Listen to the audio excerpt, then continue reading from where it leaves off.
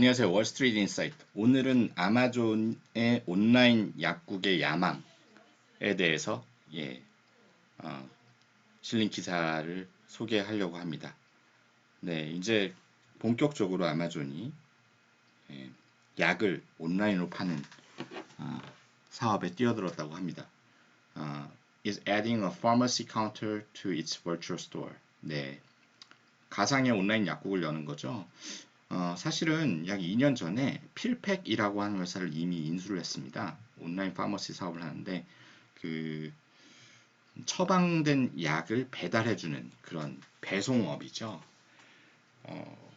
최근에 근데 코비드 19으로 인해 가지고 고객들이 약국을 가기를 꺼려하는 그러한 또 행태 때문에 예, 온라인 약국이 더 높은 사업 전망을 평가받고 있습니다. 그도 그럴 것이 많은 전통 온라인 약국 체인들의 그 주가가 떨어지고 있어요. 왜냐? 아마존이 본격적으로 이 사업을 시작한다라고 하는 시동을 건다라고 하는 소식 때문에 아주 급격하게 주가가 떨어지고 있죠. 실제로 그 약국 업계, 그러니까 미국의 어떤 처방전 유통의 그 업계는 좀 복잡한 생태계를 가지고 있어요. 여기에 병원, 처방전을 쓰는 병원 의사뿐만이 아니라 또 이 보험사, 그리고 또 파머시 매니저라는 사람이 있습니다. 그런 형태로 굉장히 복잡한 그런 생태계를 가지고 있는데 아마존이 무기는 하나입니다. 이 프라임 멤버 프로그램. 네. 빠른 배송 서비스를 주는 연간 구독제 프로그램이죠. 이 프로그램을 기반으로 해서 사업을 확장하려고 합니다.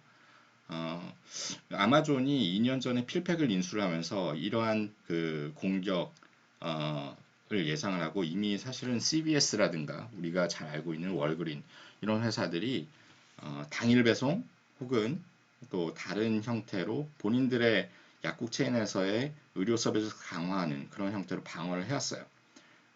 근데 아마존이 이렇게 본격적으로 나서면서 업계에서는 또 특히 투자자들은 이들이 이렇게 몸부림을 치지만 결국에는 전통적인 그 서점들 무너졌죠. 반센노블스 뭐 이런 회사들이 무너진 것처럼 보더스 이런 회사들이 무너진 것처럼 똑같은 운명을 겪지 않을까라는 우려를 하고 있습니다.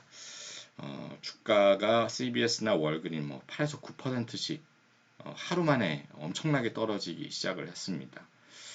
그런데 그 기존에 있는 업계에서는 전통 업계에서는 아마존의 이런 공격에 대해서 걱정은 하지만 그렇게 심각하게 받아들이진 않는 분위기예요.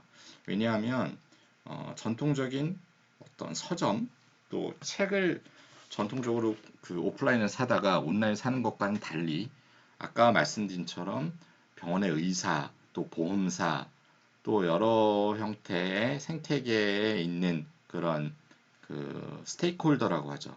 굉장히 복잡한 이해관계를 갖고 있기 때문에 그리 단순하지 않다라고 좀 약간 폄훼를 하는 분위기도 있어요. 실제로 그 이런 체인의 고객들이 한 연간 한 30회 정도 방문을 한다고 합니다. 와서 간단한 상담도 하고 또 부가적인 그런 메디컬 서비스 최근에는 백신과 관련된 꼭 코로나 백신은 아직 나오진 않았죠. 여러 다른 백신과 관련된 서비스도 접종 서비스도 받고 있다 그래요. 그러니까 나름의 이 전통 약국들은 아마존의 온라인 기반 편리한 쇼핑 이것을 뛰어넘어서 자신들만의 서비스를 강화하려는 그런 모습도 보이고 있죠. 기사를 좀 더 마저 살펴보겠습니다. 네, 네 여기 있네요. 네, 주가가 다른 전통 회사들 주가가 급격하게 하루 만에 떨어지는 그런 아주 폭포수 같은 그림, 그 월스트리트 저널에서 자주 등장하는 그런 그림입니다. 주가에 충격이 왔을 때 보면은 CVS, 월그린, 라이트 에이드 뭐 이런 회사가 이제 사실은 업계의 순위와 같은데 그 떨어진 폭들이 보면 기존의 시장 지배력만큼이나 가장 이제 시장 지배력에서 열의에 있는 라이트 에이드 같은 경우에 더 크게 충격을 받았죠. 제일 취약할이라고 보는 겁니다.